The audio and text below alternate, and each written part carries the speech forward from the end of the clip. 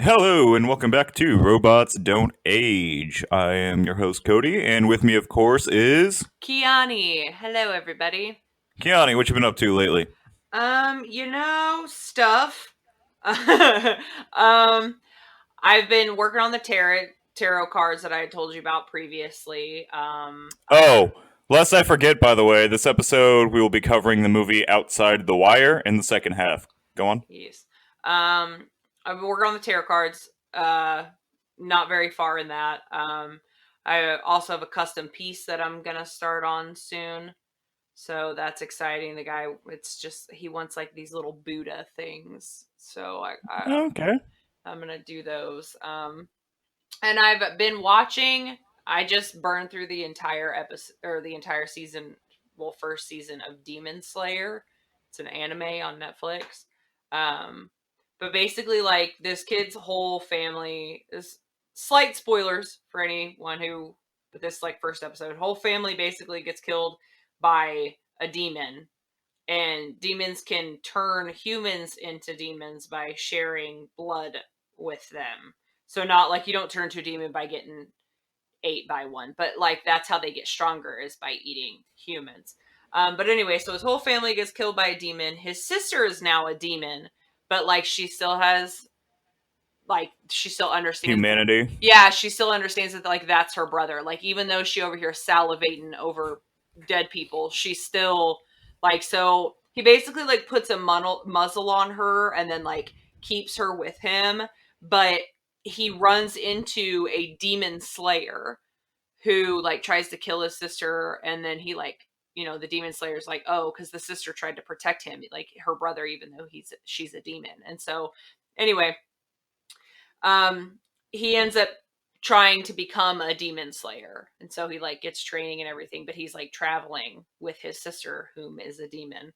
And but he has like this because like all the demons are like they have these like fucked up issues from their human life that they don't remember, but he like shows them all this like compassion and is like still sees them as like fucked up people. And so I don't know, it's really cool. The action scenes are fun. I like the animation style. They did a really good You watch a job. lot of Netflix anime, don't you? Yeah, I do. That sounds like a really good story. Just like shit you mentioned, I can't remember. I think it was Hunter x Hunter, like really dark. I Yeah. mean, that's the one thing I can appreciate about anime. They can really do a lot more with like graphics and like how dark it goes and bloody Mm-hmm. because it's not live action and people don't get as, I guess, offended for lack of a better term by it. I feel like cartoon death and murder is a little easier to take in than I suppose. I Which don't is know. why when they're like sitting there drawing it or whatever, they're just like, "Fuck yes, let's make it dark." They're gonna eat this fucking person live in front of you, and it's gonna look so colorful and beautiful. You're gonna love it. You're gonna love it. It's gonna be intense. It's gonna be the worst thing to take shrooms and watch. Yeah, I would definitely not. Like there were definitely moments in this where I was like, should I be watching this before I go to bed? Probably not. Like because I was like, I might have nightmares because of this, but that's okay. Yeah. What else have you been watching Um, and been up to? that's really pretty much it. Just working on my art stuffs, and I had a couple vibe checks. I feel like I've been pretty steady with those. So, but that's basically fucking it, man. Oh, and I find out this week. I find out this week about the New York thing. So fingers Oh, fucking so by the crossed. time this is released, people will have an answer. Huh? Yeah. Exciting. Oh, so exciting. Oh. So Okay. hopefully, Nice. yeah, that's pretty much it. What about you? Okay. Let's see. On a personal note, since the last time we recorded, someone got into my PayPal account and tried to spend $245. I got that back, luckily. Oh, what the fuck? Um, yeah, COVID has found its way into this apartment. I'm still waiting on the results for my test, but it's, the other person that I live with, Taylor, it's still here. So, just kind of waiting that out.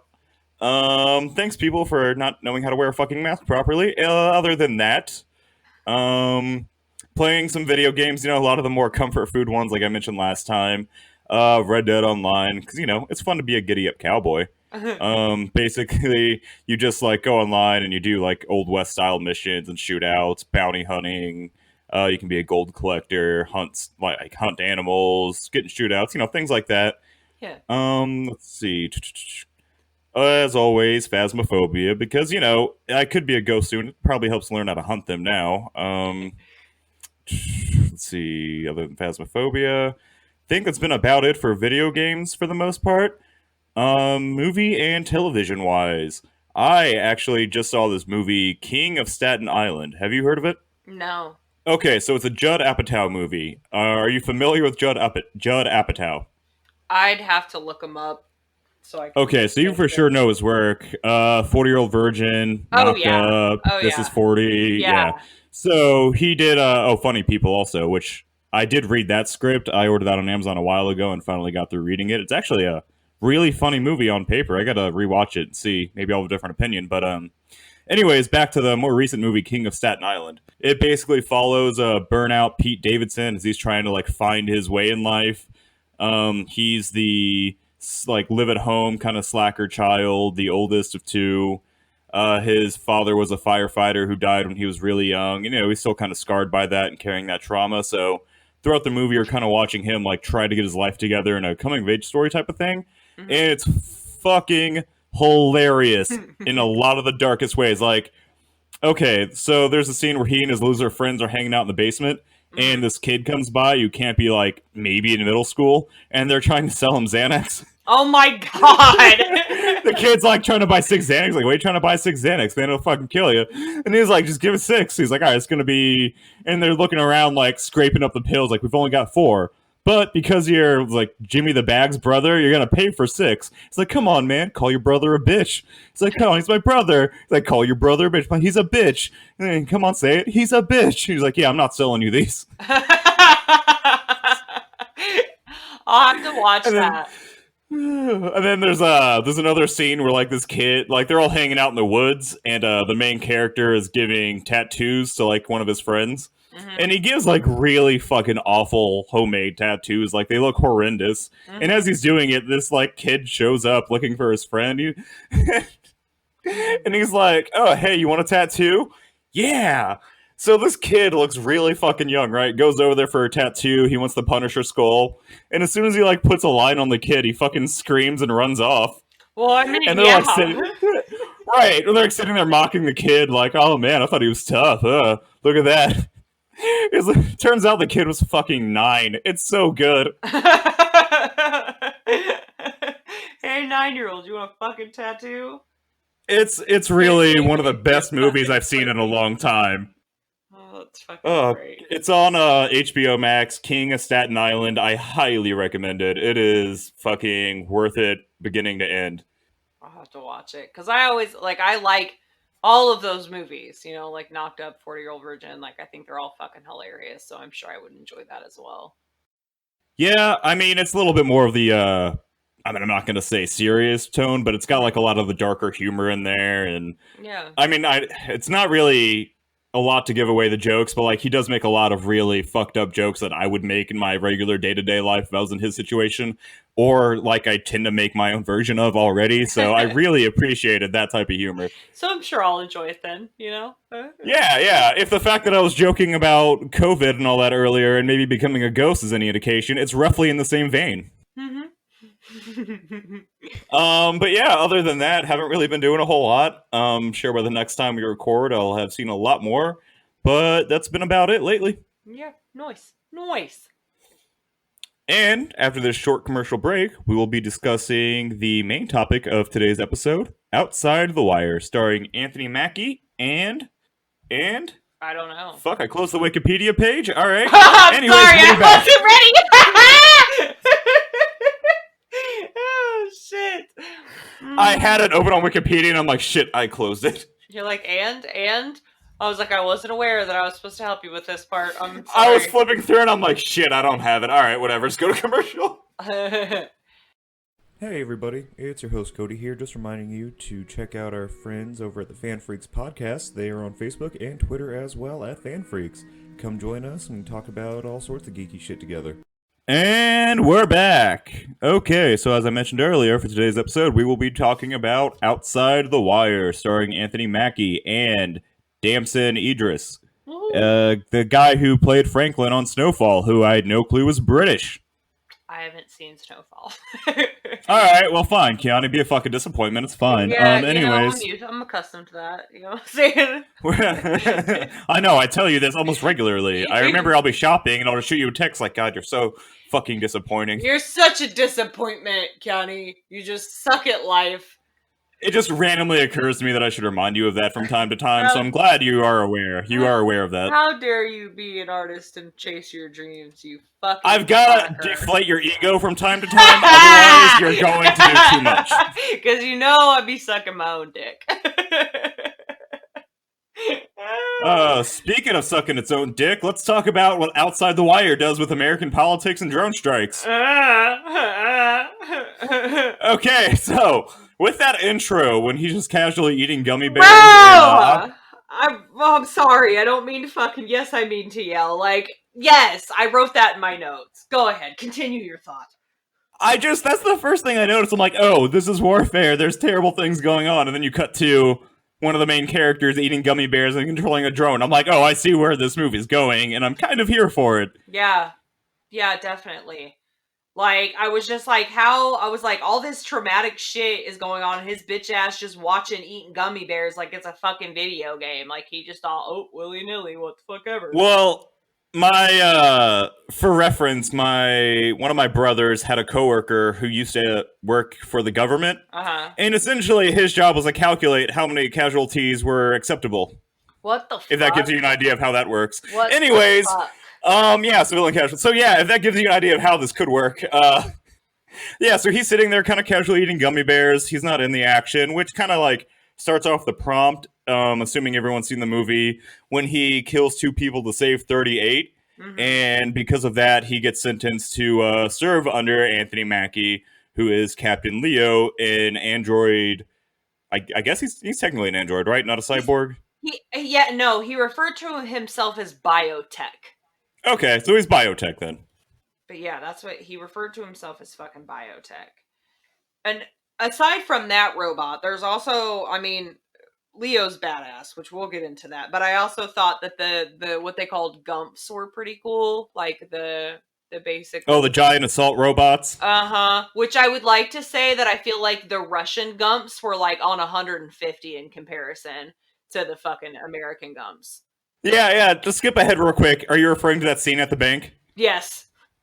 Holy shit! As soon as they knelt down with those 50 calibers, I'm like, oh fuck. Mm-hmm.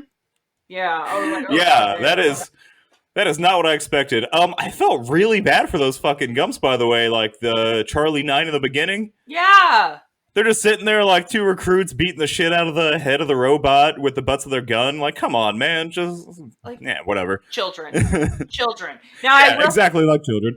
Now, I will say that when those group of people, because this was early on as well, when they fucking snatched Harp and fucking threw him those few punches to the stomach, you deserved that. You definitely deserved that. It was their friends and it was their command. I kind of get why they ambushed you. I mean, yeah. You did go directly against everybody's orders and killed 2 of their close squad mates when they wanted to risk their lives to save them. Mm-hmm. That's a fair thing to have happen. And see, like, I get it, but I also really like the concept that his punishment for disobeying orders was to be put out in the field, because it's like him never being out in the field, like it's like he had a different comprehension for it. You know what I'm saying? He wasn't looking at it like he didn't fully understand what it was like to fucking be out there and be in those experiences. He's just like, well, I'm just chilling here eating my gummy bears, just press of a fucking button. Like, wasn't thinking about, he never had to see like a person fucking die or a person fried by the goddamn things that he drops. Like, you know what I'm saying? He never. So essentially, they're making him go to the front line as punishment to experience it and maybe give him a better perspective on the drone strikes that he's doing. Yeah. Which, again, maybe a little ham-fisted because, we get it. We're American. I mean, that's what we do, unfortunately.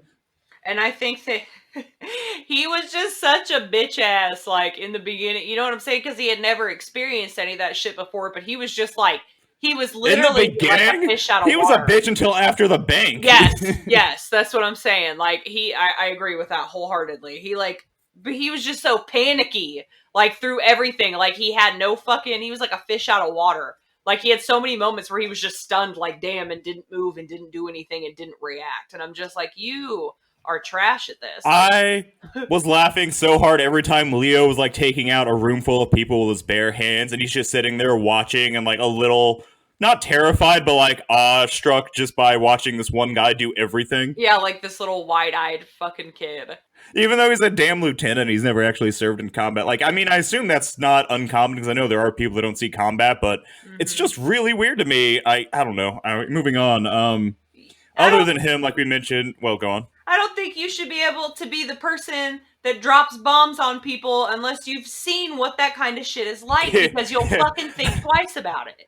Keyauni, I don't want to get political, but I know. holy shit, have you been aware of our last two presidents? Yes, I know. I know America is fucking trash. Now listen, they're probably gonna come for me after this episode, but that's fine. You I'll know. cut it. No, you don't have to cut it because it's the fucking truth. Like we be doing bullshit, and so I know that these things are a reality, and that's what's fucked up about it. Yeah, that's because that's the thing too. The movie kind of feel like it's forcing down your throat. Like, yeah, look how bad this is. Look how bad you should feel, America. It's like, dude, I don't fucking love it. I don't. They're not consulting me about this. I I don't mean, have a say. there's nothing I can do about it. This corporation was set up a long fucking time ago. This is a corporation. It's not a fucking country anymore. It's a fucking corporation, and it's about fucking money. And there's a lot of money in fucking war, and that's just I didn't do anything about it, or like it's not my fault. I didn't make that, but I can still recognize that it's fucked up. It exists. We can't. Yeah. But yeah. Anyways, aside from the major like ham-fisted topics it was trying to get across like that, the robots were really cool though. Even the more like basic Gump units, the Uh huh. whole like heavy tank, they just keep taking shots after shots. Really, the only thing that seemed to take them down was like the really awesome fucking magnet bombs, by the way, that I love to see, I thought and those were neat. RPG explosions. I thought those were neat. I also really liked when they showed up at that orphanage to get their intel or whatever. Oh, the From robots, they're yeah, the robots with the kids, like the one that had a basketball hoop attached to his chest, and fucking. There was one of them that had like a drawing on its leg, like the kids are just interacting with them like they're normal. There was one yeah. watering plants. I was just like, oh, I like that. Like I like. I also wanted to point this out too. When they were back at base camp before they left, and Leo was basically giving Clark the rundown, and Clark asked him, "Oh, so I'm your partner?" Leo's like, "No, you work for me." I was like, "Oh, they kind of flipped the descender bit there." Mm-hmm. Yeah, I like that. I just wanted to point that out since we just finished reading. I was like, "Oh, that's kind of a recent topic." it's kind of an alternate thing, which I definitely I don't know. I definitely thought it was cool because at first I was kind of confused. I'm like, wait, like he, you would think that he would be a subordinate, that he wouldn't be that high up, but not everyone was privy to the fact that he was biotech. Not everybody Yeah, it knew was that. two or three people I think in general knew that he was biotech. Mm-hmm.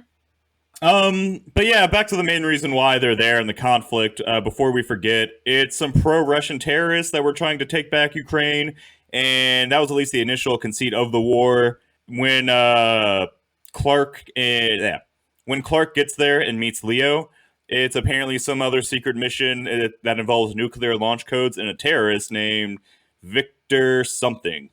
Victor, Did not write his name down. I think I did. Hang on, Koval, Victor Koval. Victor Koval. Okay. So yeah, the whole thing is they're chasing down a terrorist leader, Victor Koval. Oh, and also, are you sorry, I keep jumping around here, everyone. But did you see the Boston Dynamic robot dogs they had? Yeah, I thought those were fucking cool too. Yeah, I saw that as like a hey, do you see this? Look how close we are to this becoming a reality. Huh? Like, Huh? yeah. And then I was like, all right, so I need to invest in giant magnets. Magnets are the thing needed. So they drop back there. They're trying to find the terrorist leader. They got to deliver some vaccines, and that's kind of when things start to heat up. They get to the clinic, and I have this note for the clinic when the sniper starts firing at them and tries Uh-huh. to take out Leo and Clark. Yeah. Did you notice that Clark hid behind plastic waiting chairs that already had holes in them? So like he wasn't even behind like cover to make him and like to shield him. You could see he was there. You could see that it was like not bulletproof. It was a fucking stupid choice. I didn't even notice that, but he was really like the whole time he was really like a fucking small child fumbling around, having no Right. idea what he was doing in any fucking capacity. Like, don't you get some kind of training for this or boot camp or something? Not under live fire. I don't know about. He did do basic training. They referenced like 3 years ago. I don't know if he was under live fire. I assume not. I don't know, but Um, it is 2036. I assume the practices could be a little bit different. Probably. Probably. I also really like when they were like when they got to the orphanage and shit.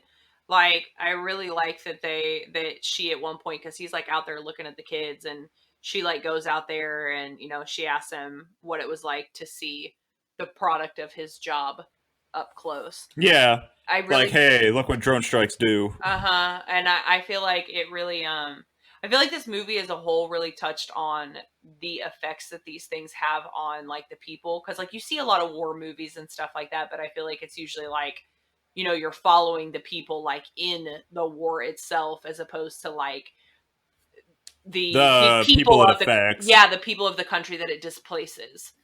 And I I like don't watch a lot of war movies because they depress the shit out of me, but yeah yeah I definitely I mean I don't watch I can't speak to like the amount of effects they show on like civilians, but I do know like it did a good job showing how everyone was displaced and like the orphanage and everything, like you mentioned. I just feel like the ones that I have seen. Now I haven't fucking seen a lot either, but the ones that I have seen, it doesn't really usually note on that often.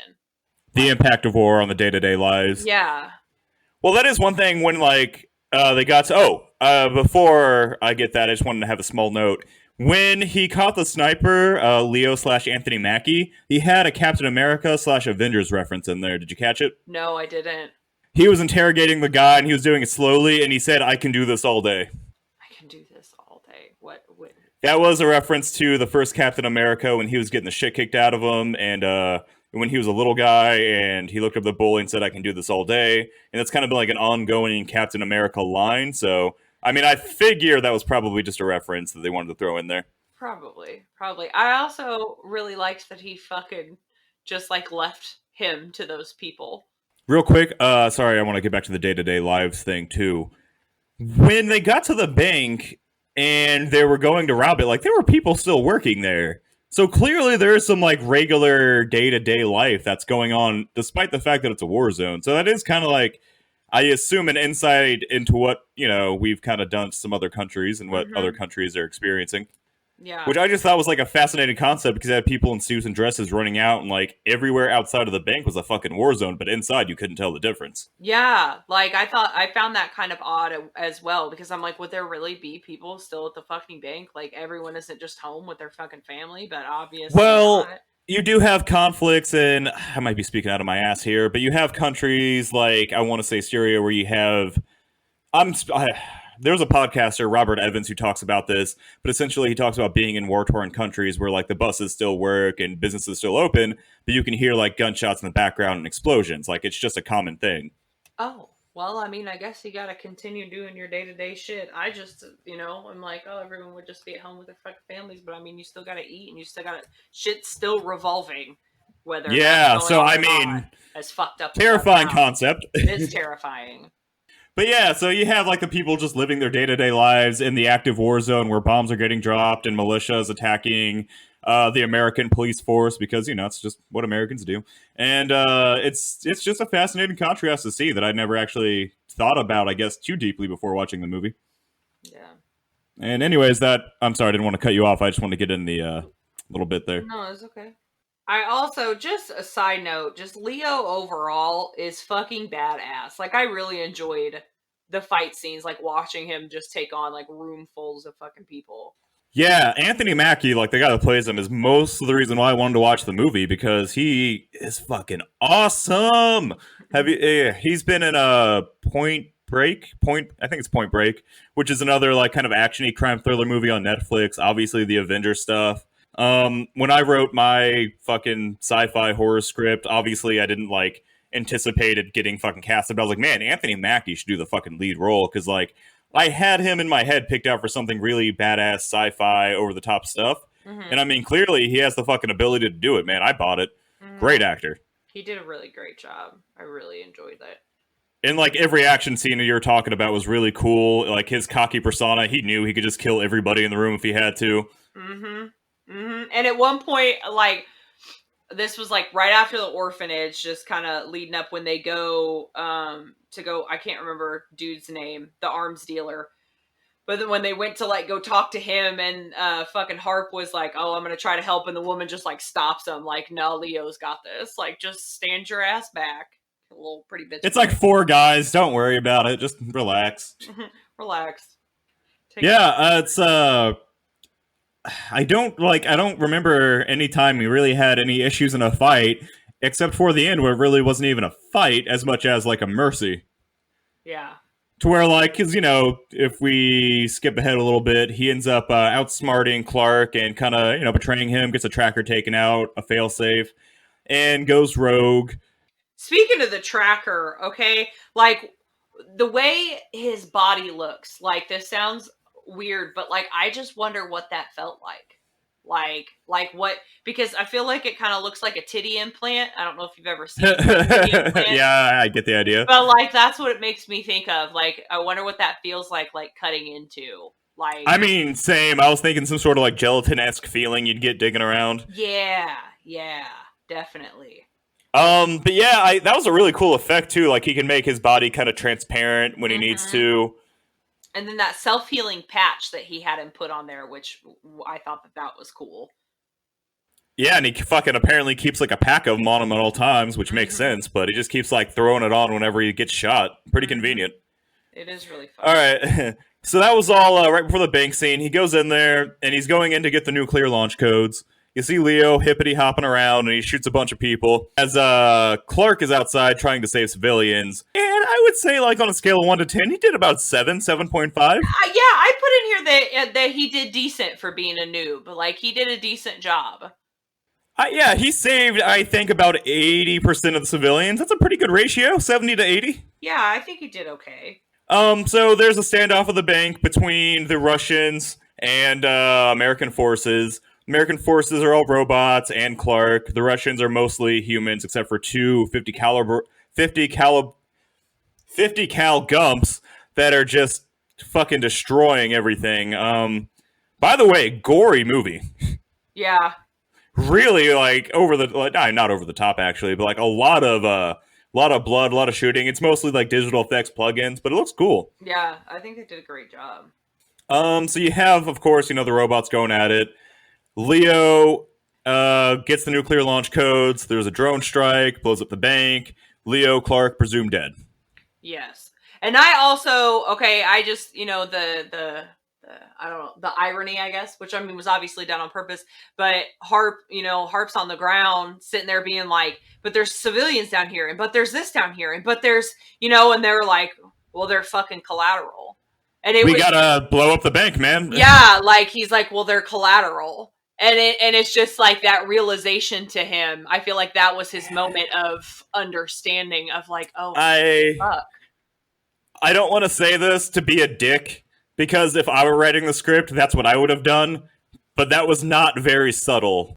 No, it wasn't very subtle at I all. mean, I don't know how you do it subtly. Like maybe just not have them have the back and forth and just have the drone strike go off and show him going through the effects. I don't know. I just felt like I know what the movie's trying to make me feel. Like I get it. Yeah. I don't know. Maybe I get that it fits the narrative. It's just my own remark for it. But I did enjoy the movie despite the fact that it kept bringing that up. It was very like bluntly in your face. Like this, and oh by the way, this. Here's this Oh, platter. something they did, which I would say is probably not like in your face, but they did reference was why they quote unquote made Anthony Mackie Captain Leo Black was because like around the world they're like, well, this is a much more trustworthy face than a blonde hair, blue eyed, like Yeah. essentially Marine just going around trying to save everyone. Mm-hmm. And I'm like, well, yeah, that makes sense because in the American police force, we're gonna have a certain image of ourselves in. Makes sense, American. Yeah. But I just thought that was like a really cool thing to like bring up and discuss. It was like, oh, well, that's because I'm gonna be more like people will trust me more around the world. Yeah, and that's true. But yeah, I mean, it makes sense. Fuck. Valid fucking thing. I also like how after the whole bank scene and he's like gotten in the car and he realizes that what he took out was a failsafe and not, so basically, you know, although he is biotech, he doesn't have to follow any fucking orders now because he basically put bro in situations that would make it seem as if his judgment was impaired so that he basically cultivated his own way around Harp The ever being able paradox to of tell him command. what to do. Yeah. He referred to it as like a paradox of command. Yeah. I kind of wrote in there that it was a little cheap how Leo kept getting like ways to work around all of his issues, but I get that it worked towards the greater plot. Mm-hmm. Like he made, like you said, he made Clark's judgment seem impaired so that he himself could override Clark's orders in the event that, because that was the failsafe that if Clark started doing AWOL type stuff, then Leo could take control. But because Leo tricked Clark into doing those things, Leo managed to control the situation. It was a whole paradox of command thing, like I said. That's what they referred to it as. I mean, it was really clever on Leo's part. I'll give him that. That's what I mean. He's fucking biotech. Like he's smarter, faster. Like he's just on 150 in comparison to everyone else. Like he's gonna outthink all of you. He's fucking technology. And like you were saying, Clark caught up to him and everything and realized what Leo was up to, and I like that he like dropped him off in the middle of fucking nowhere to be, just so he wasn't involved in it essentially. But like that lady, what was her name again? Sophia? The Resistance woman. Yeah, Sophia. Yeah. So Sophia, something like that. And she like picked him up, and I love that when they like stab that shit in his arm, she's like, it's truth serum. Da da da da da. And then she's like, I'm just kidding. It's a fucking antibiotic for your Yeah, she did have, out of everyone, probably the most fun out of any character. Mm-hmm. Because I guess her plot with Leo was to, take the nuclear launch codes and attack America because America bad. And we want to show you the devastation you caused. Again, we get it. Anyways. Mm-hmm. But I like that, like, she explained, like, why Leo went rogue. That he can't lie to himself and can't pretend that an immoral act is okay, which is why he... Yeah, I mean, I did like that. Like, he can't arguably keep helping America because of the fact that the American forces in this, and probably in real life, are stoking both sides just to keep the conflict going, and he sees that as immoral, so, yeah, sorry to keep cutting you off, by the way. No, it's okay.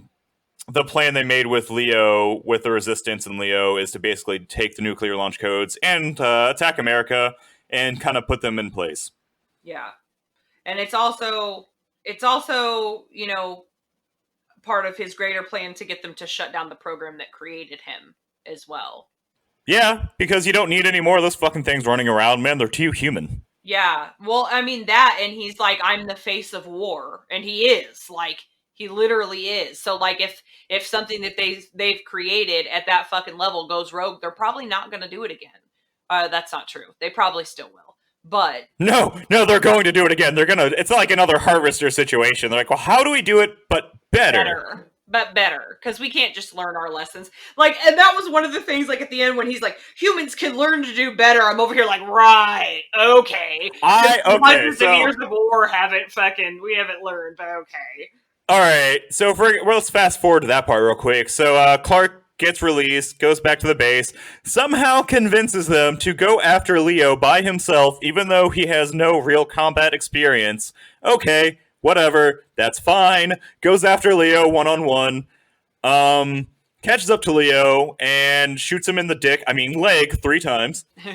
And then, like, passes out. And as Leo goes to launch the nukes, he pops up, shoots him with incendiary rounds, blah, blah, blah, blah, blah, blah, blah, blah. Leo goes down right in front of this Russian nuke.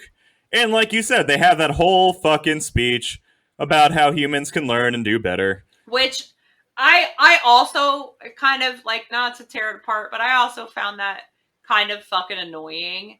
Because I'm like, you could have said forever ago that you had eyes on Leo and left the fucking building. Like, you didn't need to do all that. Like, all that. Why? Yes. Why? Try this on for size. Bleh. Like, I'm just, nah. Like, alright, yeah. Here's my biggest gripe about the movie, because I really fucking enjoyed it, but the last part, I'm just like, alright, I don't get it. Like, why you have 5 minutes? You couldn't have confirmed you had eyes on Leo. You had to go after Leo. You had to fight Leo. You had to be the one to kill Leo.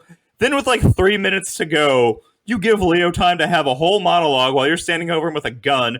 He's defeated. You could have ran out this entire time. You're not confirming it. You're having a whole heart to heart with him. And then when you have like 30 goddamn seconds left, you Somehow, fucking run out. somehow you're 6 blocks away by the time the fucker hits. Like, Are you okay. fucking kidding me? I was like, bro, no, what the fuck? Ah! I was so I was sitting there watching it with Taylor, and I'm like, no, this is dumb. Don't fucking, like, he better die in there for this to fucking work. 30 seconds left and he ran out, and they show him, like, grabbing his side. Oh, he had a stitch. Oh, okay. Yeah, a little stitch. Meanwhile, he's avoiding the fucking fallout, the blowback, all the debris, and he's just driving back to base. Okay, whatever. That's fine. Fuck it, happy ending. That's great. Good for him. All right, that's fine. I'm not bitter. That doesn't irritate me storyline wise. It's fine. Great movie. It irritated the shit out of me. I was like, he should have died in there. Like, with the amount of He time. had a whole 3 minutes. Yeah, like, no. Like, you should have died in there. Like, it took you 3 minutes to get up where you were in the fucking building anyway, let alone get down the fucking street. He literally could have been like, yeah, Leo's there. Confirm. Blow it up. Done. Instead, even when he had him on the ground, he fucking waited until 30 seconds. You motherfucker. Mm-hmm. Oh, you stupid motherfucker. God, that irritated the shit out of me. Oh, I hate it. I hate these movie tropes so goddamn bad sometimes. Just do better. Do better if you're gonna make this fucking movie and get the money for it. Just do better. Do better, goddammit. But yeah, it just... I had that in my notes too, that it annoyed the shit out of me. Something that I did like, to kind of backtrack a little, I really liked the whole scene in like Victor Koval's base with Leo like fucking everybody up, and I like that Koval died with his fucking flag in his chest. He got stabbed by his own flag, but yeah, that was awesome. I also like that he's using like an SMG for that entire scene too when he was shooting everybody. Mm-hmm. Just like this little fully automatic gun, and using the terrorist leader as a human shield. Yeah, the action and the rehearsing, the choreography was excellent for this entire movie. I agree. Like I said, the fight scenes and that, like, that was all dope as fuck. I really enjoyed that. I was like, oh, he a badass. He a whole badass. Okay. Yeah, I can see why we shouldn't have more of these, because, like, 5 would be a fucking catastrophe. Yeah. Yeah, it fucking would. So, like, and he understood that, like, you know, war was fucked up, even though he was made to be a fucking war machine, but he also was sensible. Like, the machine was sensible enough to be like, yo, this is fucked up. Now, do I think that launching a nuke over here would be the answer? No, because it would just continue the fucking cycle. But whatever. Yeah, it's like if your dog bit someone and you're just like, all right, I'm gonna smack the shit out of it now for a bit and hopefully it'll stop. I mean, I guess it means if your dog kept biting people, but you get the idea. Like, I don't know. It's not gonna work. It's like, oh, you're just fucking obliterating a population and you're punching pretty much starting the Fallout universe. So I'm gonna turn around and punch you, and then just the violence. It just perpetuates a cycle of violence. And basically, this is the precursor to the Fallout universe, which you're not familiar with, Keyauni. Fuck, what even reference this with you? I need a new co-host. No, you don't. God damn it! How dare you? How dare you? The only thing I know of Fallout is like the fucking, there's that one. It looks like a little cartoon fucking, I can't even think. Yeah, the Pit Boy Vault Dweller little logo guy. Yeah, with the thumb sticking out for the mushroom cloud thing. Yeah, that's all I know in reference to Fallout. Well, you know what I know? I know that unless you have closing thoughts, you can follow me on Twitter at Cody Has Coffee and the podcast at Robots Don't Age. And you can follow me on TikTok and Instagram at Abundant Studio. And she still has a raffle going if you want to grab one of her paintings. Yes, I have a raffle going. $5 a ticket if anyone's interested. All right. And until next time, everyone, thanks for listening. Thanks, guys.